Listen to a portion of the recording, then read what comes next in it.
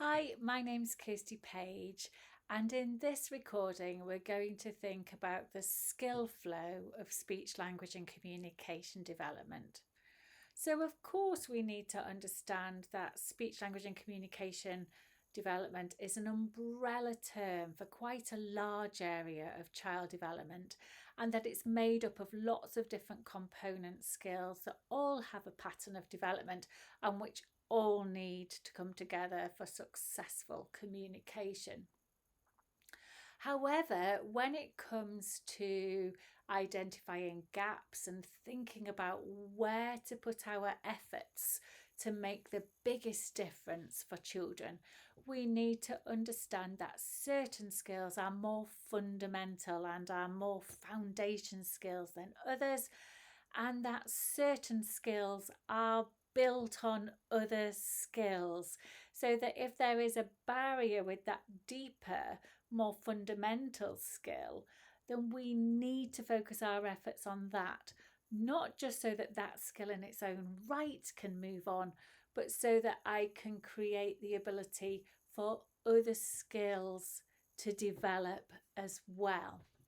And this understanding is important for a couple of main reasons. The first thing that I want to do is to not work on something that's an issue and something that I'm concerned about, but that which is actually a more superficial end product skill gap. What I want to do is find out the main gap that is acting as the barrier and work on that and then free that skill up. And it might be that then I want to work on other things, but I need to work on the first couple of main barriers for a child. Because it might be that if I work on a gap that is too superficial and not the real and deepest reason why, that I and my team do lots of amazing things and we put a lot of effort into that, but we're not going to be anywhere as productive, or we're not going to facilitate anywhere near as much progress as if we focus on that deepest skill. The other reason why is because I want to put my efforts into that and to concentrate on that, so that I'm putting more efforts to build one skill, because that repetition is important. And the final reason, I suppose, is because I don't want to, nor should I, be thinking about working on everything at once.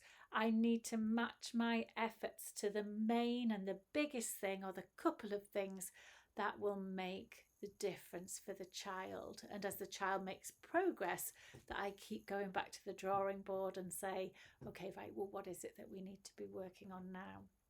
So what I'm going to share is this notion of skill flow, which is something that I use to this day, but it is certainly something and a way of thinking that I used to use all the time many moons ago as a speech and language therapist. And I am sure that other speech and language therapists will have the same type of thing going on in their heads. And even if I was working with younger children, even if I was working with older children, I would use this flow as I was working out what was the main barrier and therefore what would the targets be for a child. And even if I got a referral from a nursery teacher or a Senko or a health visitor to say, oh, can you have a look at this child because they've got speech sound changes, then I would accept that and I would bear that in mind, but I would still go through this same skill flow process. I wouldn't go straight to the speech sounds and just look at that. I would still consider all of the child's skills to say, is it actually just their speech sounds, or are we actually missing a deeper, more fundamental issue that we need to work on instead, or that we need to work on as well as the child's speech sounds? So I'm going to share that with you now. For those of you who have got the Launchpad toolkit, there is much more information and CPD and specific documents around this in the speech, language and communication application of the toolkit. But let's kind of have a little whistle stop tour now. So the first thing that I'm going to do before I analyse vocabulary, before I analyse a child's speech sounds, is I'm going to actually think about their very early communication skills. Is the child able to tune into faces, tune into voices? Do they have an understanding of two-way communication, even if they're not talking yet, in a non-verbal sense? Are they able to do things like take turns on a one-to-one if we're, I don't know, building a tower together? So really what I'm doing for those of you with Launchpad is I'm saying, I'm going to check, are these skills down here at the bottom of pragmatics established first? And at the same time, I'm also going to look at their very early play. So their ability to engage with people, but also their ability to engage with play-based learning experiences. Particularly, are we seeing the emergence of early pretend play, an understanding of what toys and resources represent, which is a very deep reflection of early language skills. And you know what? If I find that the child hasn't got these skills established, and they should be established for a child's age, then I could go on and do the rest of the skill flow, but I don't have to, because actually that's where I want to focus my efforts. It is impossible for me to build vocabulary skills, sentence skills, speech sound skills with a child until they can engage with people and until they can engage with the learning environment and then people alongside that learning environment, because that will be where all of the language learning experiences come from. If those skills are established, though, I would go and think about the mechanics of speech and language. So that's about engagement with people opportunities, early play-based opportunities. But then I would begin to think about how well the child can listen to and understand somebody else and to begin to give responses. And that is what I would call like the mechanics of speech and language. And to consider that on Launchpad, I then go to the red side of Launchpad and I begin to look from left to right across Launchpad, from the red up until the speech bit, which is the end of the light blue. But I go to the red first and I begin to maybe not look at everything, but I begin to think about their auditory attention, their listening skills. But I also want to think about at the same time their understanding of language. How well can they listen compared to what they were supposed to be able to do for their age? And what is their understanding, their language processing like compared to what it should be like for their age-related expectations? And I want to consider those two together, because it's all too easy to say everything is because a child doesn't listen.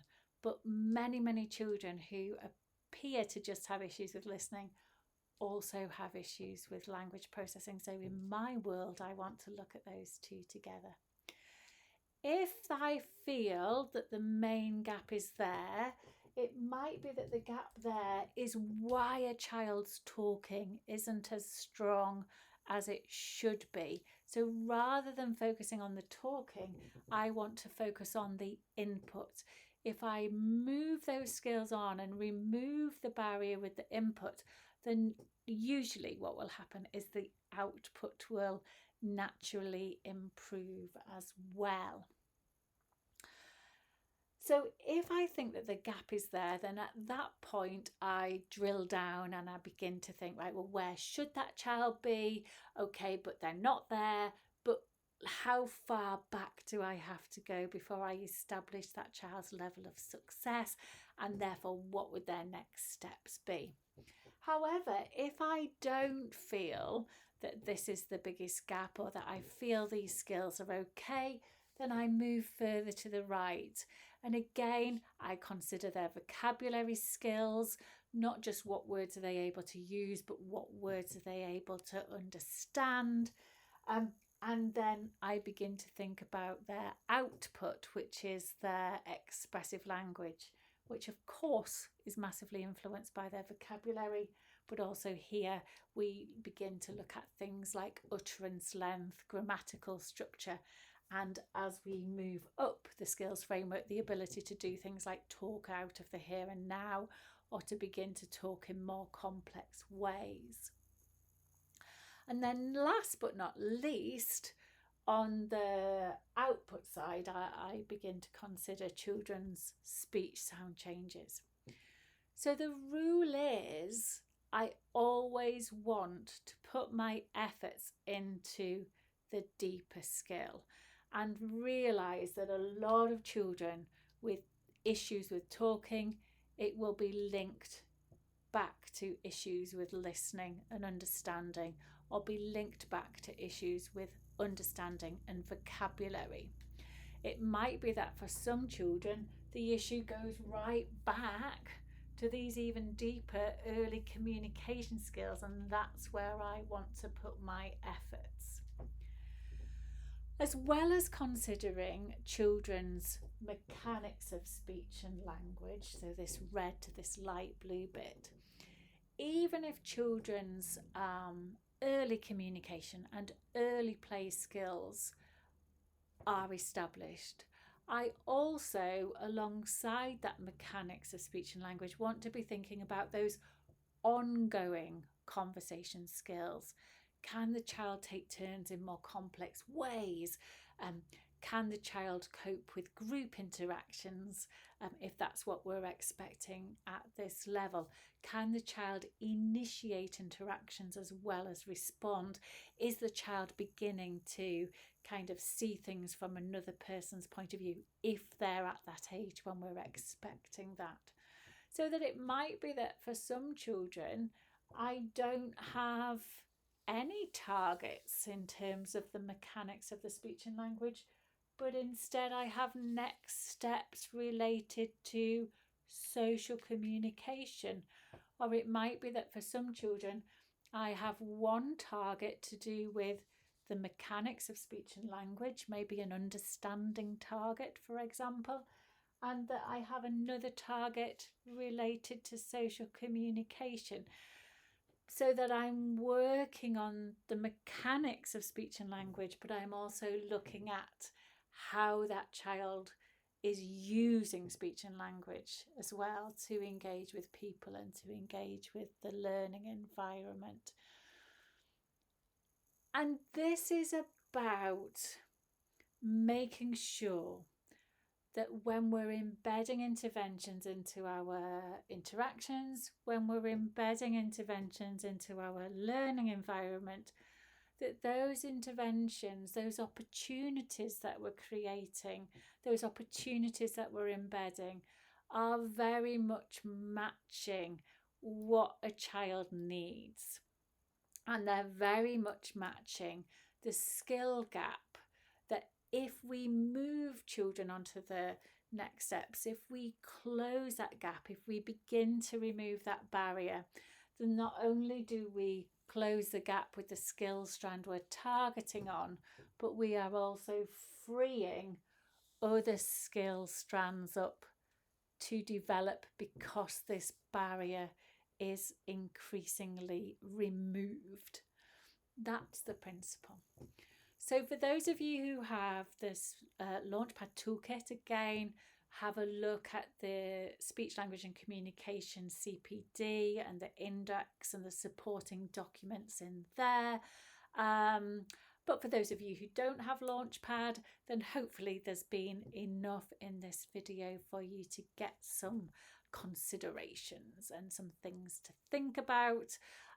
We have a lot more CPD on the YouTube channel outside of this CPD newsletter. So do explore YouTube and do subscribe so that things outside of the CPD newsletters come your way as well. Thank you for your time.